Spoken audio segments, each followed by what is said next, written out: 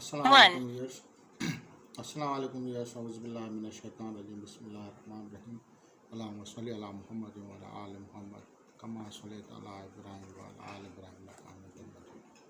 अल्लाहुम्मा बारिक अला मुहम्मद व अला आलि मुहम्मद कमा बारकता अला इब्राहीम व अला आलि इब्राहीम इन्नका हमीदुम मजीद। औज़ुबिल्लाहि मिनश शैतानिर रजीम। बिस्मिल्लाहिर रहमानिर रहीम।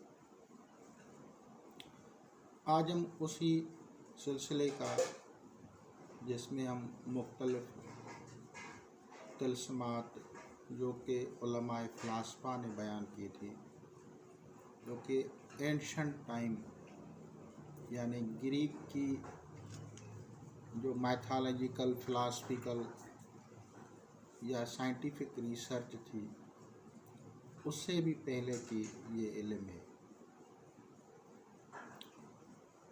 इस नॉलेज में जो चीज़ें बताई गई हैं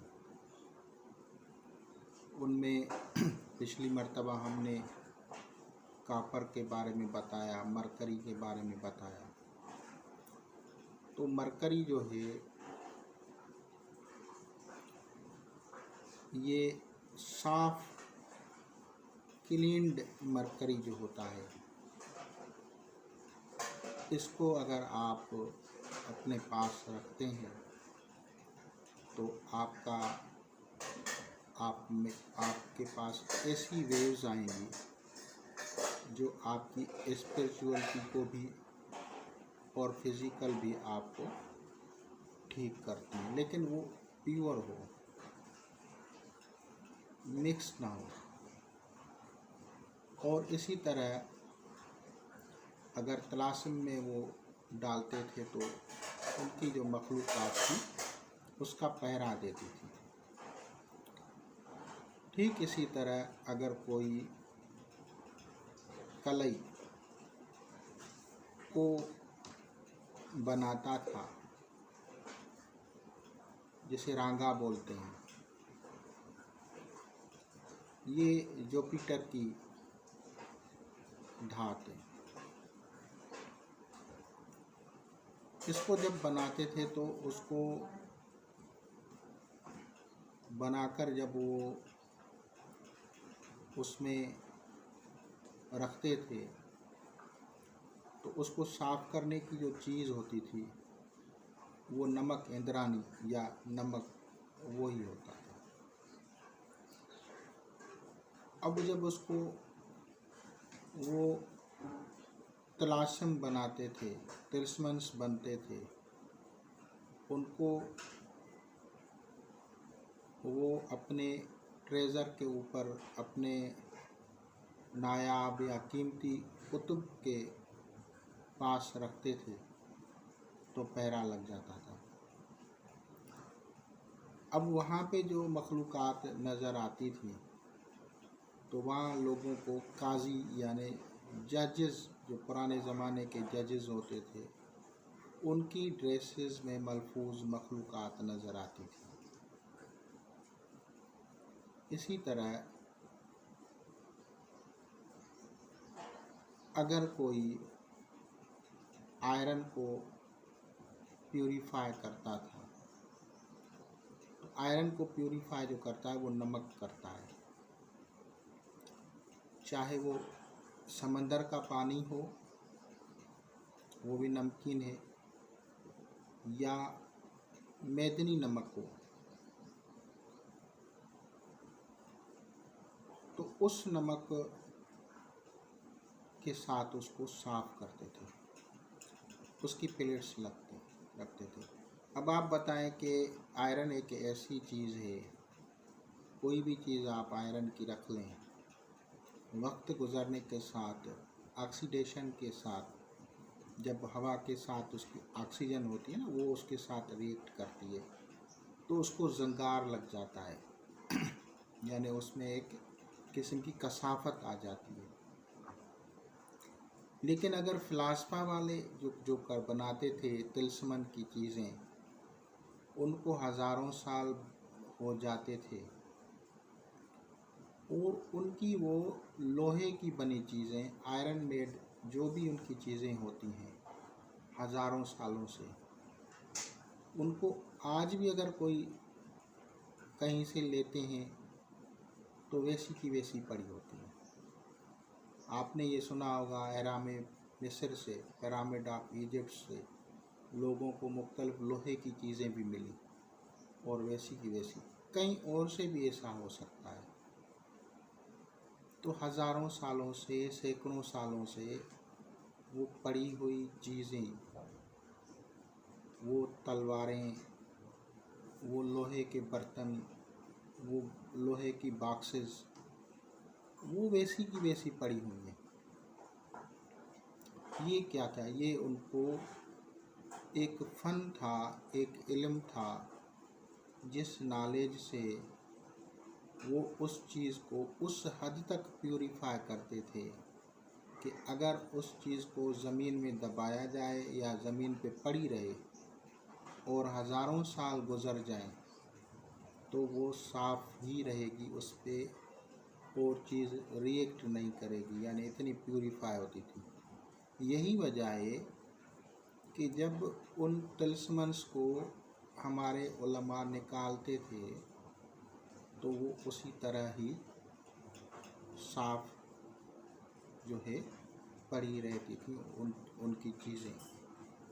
और आज भी इतनी बड़ी डेवलप्ड जो है सोसाइटी के अंदर इतने बड़े जो है साइंटिस्ट हैं, वो रिसर्च करते हैं कि ये किस तरह से बने, किस तरह से बनाई गई, क्या चीज़ें इसमें डाली गई। तो बेसिकली ये उस टेबल का ही कमाल है जिसे टेबल ऑफ फिलासफी बोलते हैं। इन उलूम को फिर अरबिक कुतुब में भी शाया किया गया, जैसे शम्सुल मारिफ अल कुबरा या दूसरे। अगर कोई आयरन मेड जो है तिल्स्मन बनाता था तो उससे क्या होता था? उससे जो है वहाँ पे टर्किश जो हैं लोग वो नज़र आते थे। टर्किश की जो एंशंट लिबास है वो नज़र आते थे।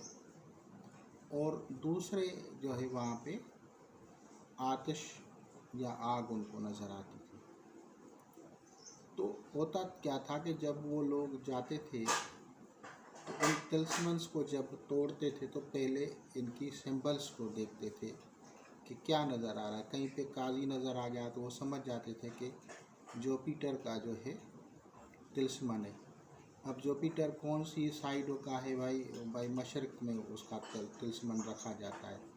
तो वो मशरक़ की समत में जाके वहीं से उस तिल्स्मन को निकालते थे और उसके लिए मुख्तलिफ पढ़ाइयाँ करते थे, तो वो तिल्स्म टूट जाता था। इसी तरह कोई और स्टार होगा, कोई कहाँ पे है, कोई कहाँ पे है, तो इस तरह से वो करते थे। कोई फ़र्ज़ करो भाई मरीख कहाँ है, भाई मशरक़ में, भाई वहाँ से उसको निकाल, तो उसकी साइड वगैरह देख के ये करते थे। अब ये एक मुकम्मल एक साइंस है। ठीक इसी तरह जब किसी का इलाज किया जाता है तो ये सारी चीज़ें देखी जाती हैं।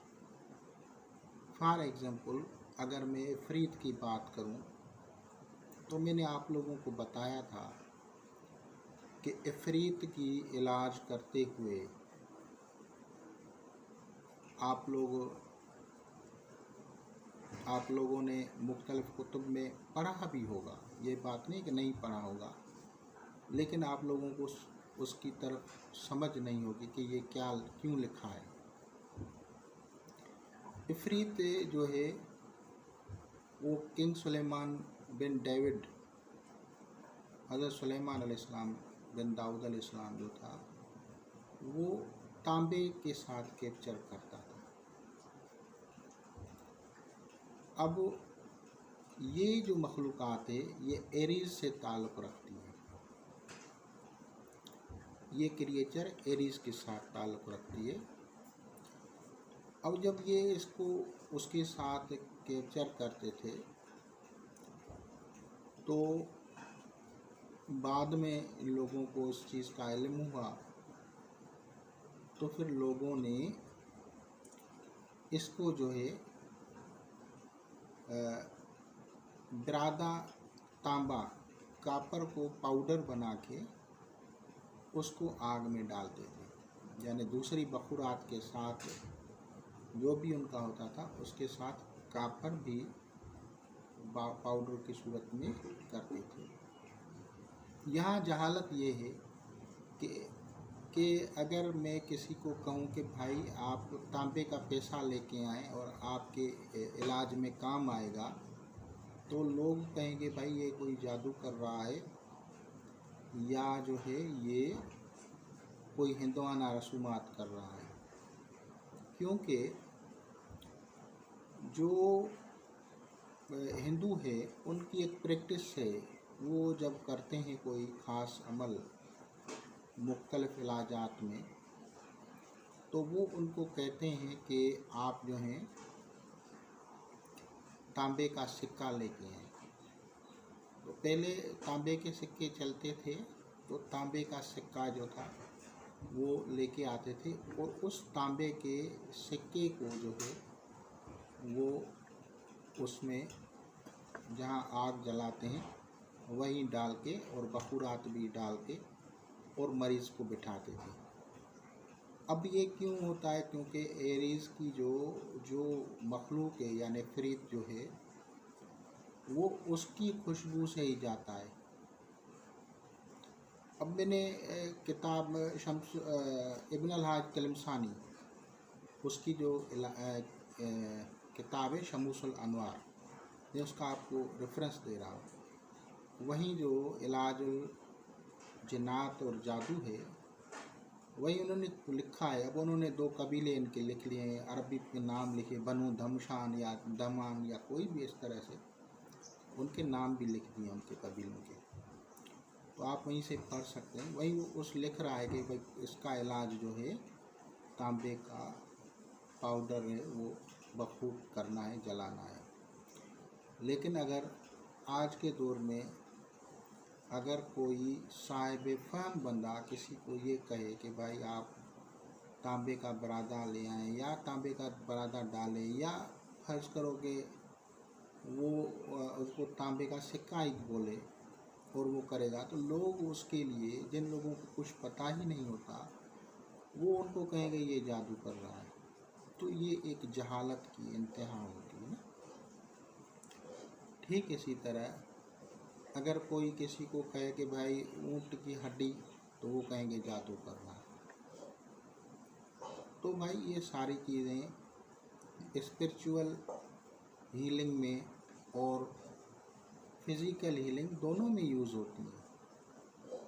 कहीं पे आप लोगों को हर्बल्स में यूज़ होंगी, कहीं पे आपको जो है मिनरल्स में आ जाएंगे इलाजात, कहीं पे जो है आपके जो है वो एनिमलिया में इलाज आ जाएंगे, यानी आप जानदार चीज़ों से इलाज कर सकते हैं, आप दरख्त पेड़ पौधों से, और आप जो है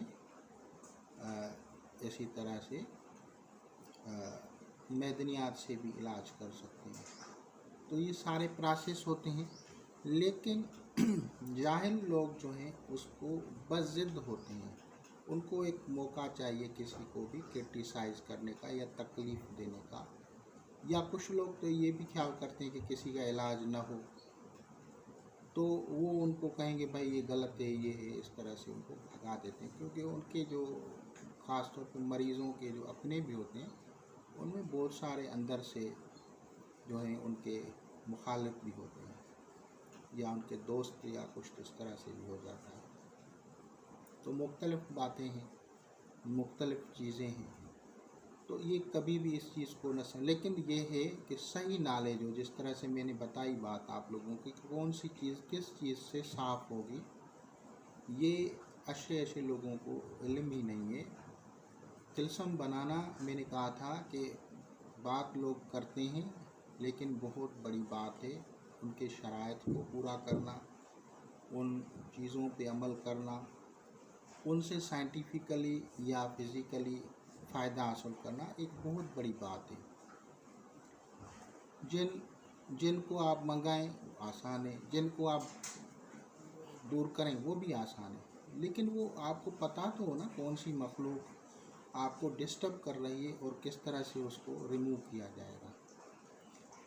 मिसाल के तौर पे आपको मैं एक अकली दलील दे रहा हूँ, सेंसिबल आर्गुमेंट दे रहा हूँ।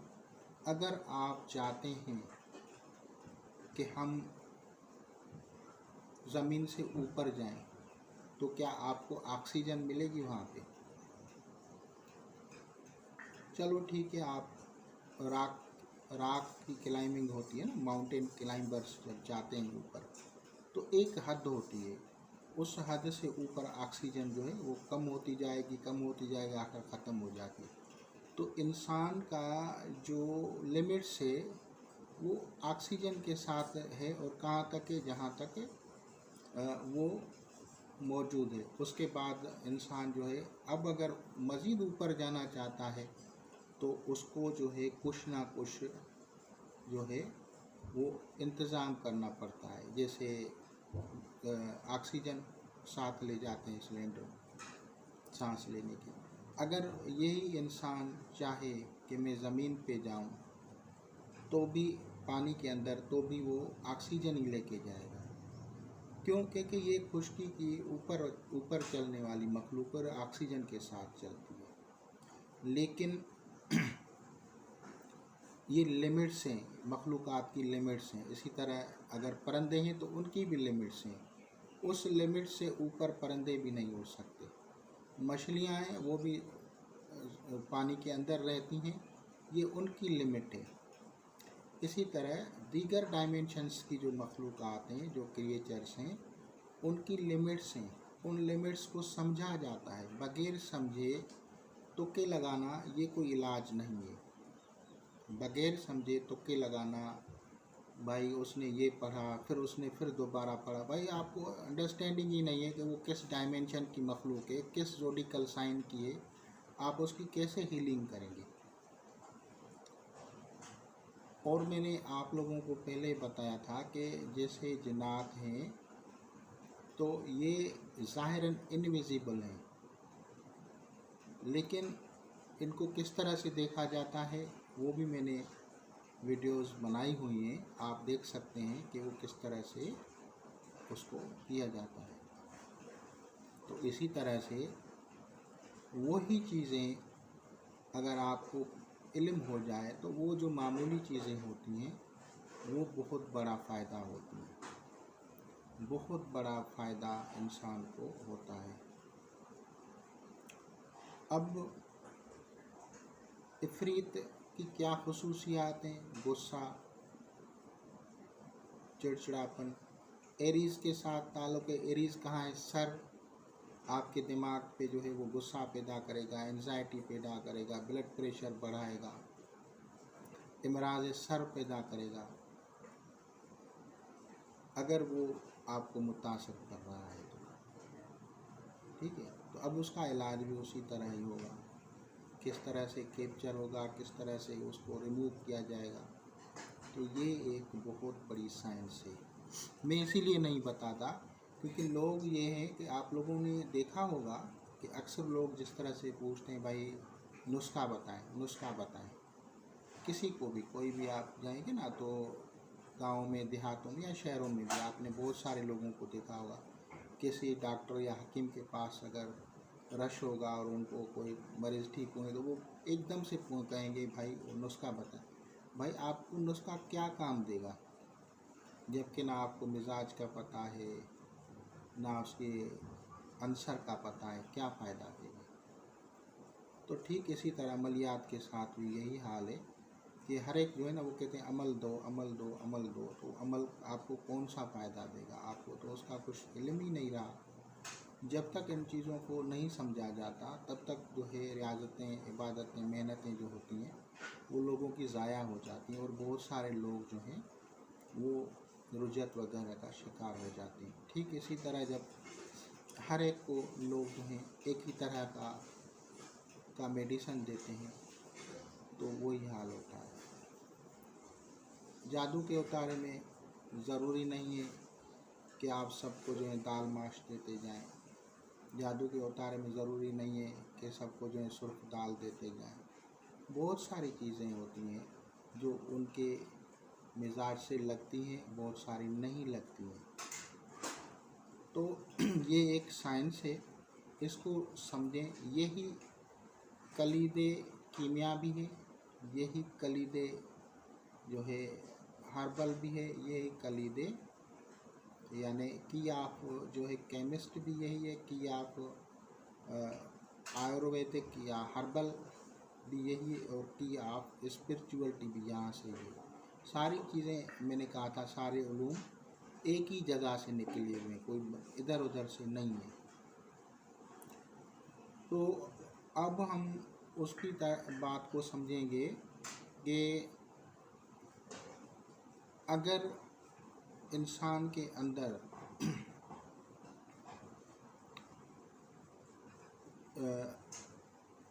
कापर अगर नहीं है तो फिर क्या चीज़ें काम आती हैं।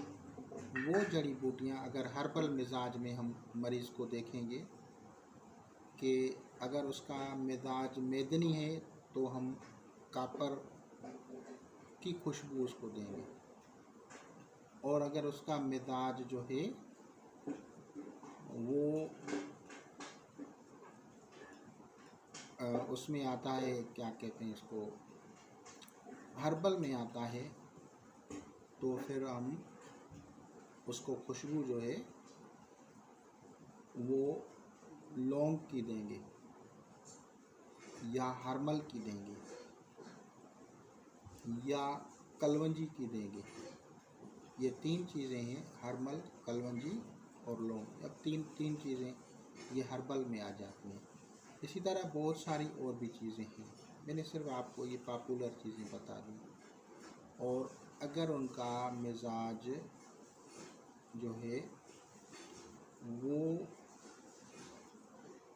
एनिमल्स में आता है तो कुछ मखसूस एज़ा होते हैं, गोश्त होते हैं जानवरों के, उनकी खुशबू से इफरीत जो है वो चला जाता है।